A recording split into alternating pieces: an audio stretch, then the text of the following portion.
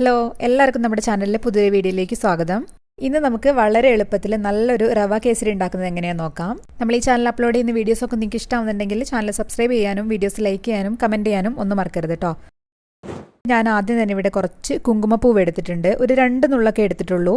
ഇനി ഇതിലേക്ക് നമുക്കൊരു 2.5 ടേബിൾ സ്പൂൺ നല്ല ചൂടുവെള്ളം ചേർത്ത് കൊടുക്കാം. ഇനി നമുക്ക് മാറ്റി വെക്കാം. ആ കളറൊക്കെ നന്നായിട്ടൊന്ന് ഇറങ്ങി വരട്ടെ.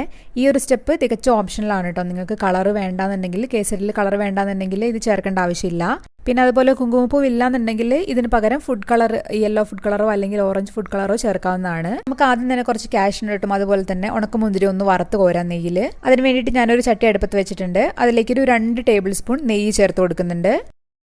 ഇനി നെയ്യ് നന്നായിട്ടൊന്ന് ചൂടായി വരുന്ന സമയത്ത് അതിലേക്ക് ഒരു 10 കാഷ്നട്ട് ഇതുപോലെ ചേർത്ത് കൊടുക്കാം നമുക്ക്. ഇനി നമുക്കിതൊരു ലൈറ്റ് ഗോൾഡൻ ബ്രൗൺ കളർ ആവുന്നത് വരെ ഒന്ന് വറുത്തിട്ടെടുക്കാം. ഇപ്പം നമ്മുടെ കാഷ്നട്ടൊക്കെ നന്നായിട്ടൊന്ന് കളർ മാറാൻ തുടങ്ങിയിട്ടുണ്ട്. ഇനി നമുക്കിത് നെയ്യിൽ നിന്നൊന്ന് കോരി മാറ്റി വെക്കാം. ഇനി നമുക്ക് ഉണക്കമുന്തിരി അതുപോലെ തന്നെ ഒന്ന് വറുത്ത് കോരാം. ഞാനിവിടെ ഒരു 20 എണ്ണമാണ് കേട്ടോ എടുത്തിട്ടുള്ളത്. മുന്തിരി ഇതാ ഇതുപോലെ നന്നായിട്ടൊന്ന് വീർത്ത് വരും. അതുപോലെ തന്നെ ചെറുതായിട്ടൊന്ന് കളറൊക്കെ മാറി തുടങ്ങുമ്പോൾ നമുക്ക് ഇതും കോരി മാറ്റി വെക്കാം. ഇനി നമുക്ക് അതേ നെയ്യിലേക്ക് തന്നെ 1 കപ്പ് റവ ചേർത്തിട്ട് നന്നായിട്ടൊന്ന് വറുത്തിട്ടെടുക്കാം. നമുക്ക് പാക്കറ്റിൽ വാങ്ങിക്കാൻ കിട്ടുന്ന വറുത്ത റവയോ അല്ലെങ്കിൽ വറുക്കാത്ത റവയോ രണ്ടിൽ ഏത് വേണമെങ്കിൽ നമുക്ക് യൂസ് ചെയ്യാം. ഇനിയിപ്പോൾ വറുത്ത റവയാണെന്നുണ്ടെങ്കിലും നമുക്ക് ഇതുപോലെ തന്നെ നെയ്യിലിട്ടിട്ട് ഒന്ന് നന്നായിട്ട് റോസ്റ്റ് ചെയ്തിട്ട് എടുക്കണം.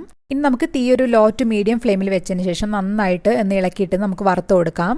ഇതുപോലെ ഇളക്കി കൊടുത്ത് റവയുടെ കളർ ചെറുതായിട്ടൊന്ന് ഗോൾഡൻ ബ്രൗൺ കളറായി തുടങ്ങുന്നത് വരെ വേണം നമുക്ക് നന്നായിട്ട് റവ വറുത്ത് കൊടുക്കാൻ വേണ്ടിയിട്ട്. ഇപ്പം നമ്മുടെ റവയൊക്കെ ചെറുതായിട്ടൊന്ന് കളർ മാറാൻ തുടങ്ങിയിട്ടുണ്ട്. ഈ സമയത്ത് നമുക്ക് ഗ്യാസ് ഓഫ് ചെയ്ത് കൊടുക്കാം.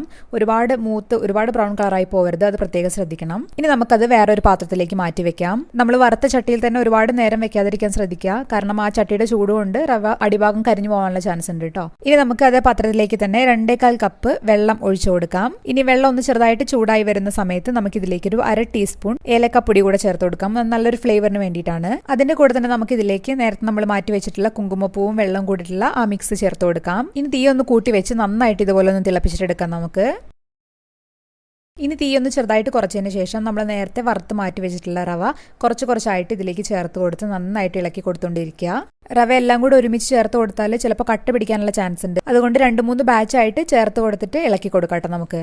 ഇനി നന്നായിട്ടൊന്ന് ഇളക്കി മിക്സ് ചെയ്ത് കൊടുക്കാം. നമ്മൾ റവയൊക്കെ നന്നായിട്ടൊന്ന് വെന്ത് കിട്ടട്ടെ. റവ പെട്ടെന്ന് തന്നെ വെള്ളം വലിച്ചെടുക്കും. അതുകൊണ്ട് തന്നെ നമ്മൾ ഒഴിച്ചു കൊടുത്ത വെള്ളം പെട്ടെന്ന് തന്നെ വറ്റി കിട്ടും കേട്ടോ. ഇപ്പം കണ്ടില്ലേ, നമ്മൾ ഒഴിച്ചു കൊടുത്ത വെള്ളമൊക്കെ നന്നായിട്ട് തന്നെ വലിഞ്ഞു വന്നിട്ടുണ്ട്. ഈ സമയത്ത് വേണം നമുക്കിതിലേക്ക് പഞ്ചസാര ചേർത്ത് കൊടുക്കാൻ വേണ്ടിയിട്ട്. ഞാനിവിടെ 3/4 കപ്പ് പഞ്ചസാരയാണ് എടുത്തിട്ടുള്ളത്. എൻ്റെ കയ്യിലുള്ളത് കുറച്ച് വലിയ തരികളുള്ള പഞ്ചസാരയാണ്. അതുകൊണ്ടാണ് ഞാൻ 3/4 കപ്പ് എടുത്തിട്ടുള്ളത്. നിങ്ങളടുത്ത് ചെറിയ തരികളുള്ളതാണെന്നുണ്ടെങ്കിൽ 1 കപ്പ് എടുക്കാം കേട്ടോ. 1 കപ്പ് എന്ന് പറയുന്നത് ഒരു മീഡിയം മധുരം ഉണ്ടായിരിക്കും. നിങ്ങൾക്ക് അതിൽ കൂടുതൽ വേണമെന്നുണ്ടെങ്കിൽ കൂടുതൽ ചേർക്കാം. ഇനി പഞ്ചസാര ചേർത്ത് നമുക്ക് വീണ്ടും ഇതുപോലെ ഇളക്കി കൊടുക്കാം. ഇപ്പം നിങ്ങൾക്ക് കാണാം പഞ്ചസാരയൊക്കെ നന്നായിട്ട് അലിഞ്ഞിട്ട് അതിൽ നിന്ന് വെള്ളം ഇറങ്ങി വന്നിട്ടുണ്ട്. എന്നിട്ട് ഇത് വീണ്ടും ഇളക്കി മിക്സ് ചെയ്ത് കൊടുക്കാം.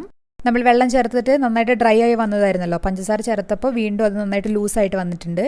ഇനി കുറച്ചും കൂടെ ഒന്ന് തിക്കായിട്ട് വന്നാൽ നമുക്ക് ഇത് ഗ്യാസ് ഓഫ് ചെയ്യാം. ഇപ്പം നമ്മൾ പഞ്ചസാര ചേർത്ത് ഇളക്കാൻ തുടങ്ങിയിട്ട് ഒരു 1.5 മിനിറ്റ് ഒക്കെ ആയിട്ടുണ്ട്. ഇപ്പോൾ ഈ ഒരു തിക്നെസ് മതിയായിരിക്കും, ഒരുപാട് തിക്കായിട്ട് പോകണ്ട. ഈ സമയത്ത് നമുക്ക് ഒരു 1/4 കപ്പ് നെയ്യ് ചേർത്ത് കൊടുക്കാം. എന്നിട്ട് വീണ്ടും നന്നായിട്ട് ഇളക്കി നെയ്യൊക്കെ എല്ലാ ഭാഗത്തും എത്തുന്നവരെ മിക്സ് ചെയ്ത് കൊടുക്കാം നമുക്ക്.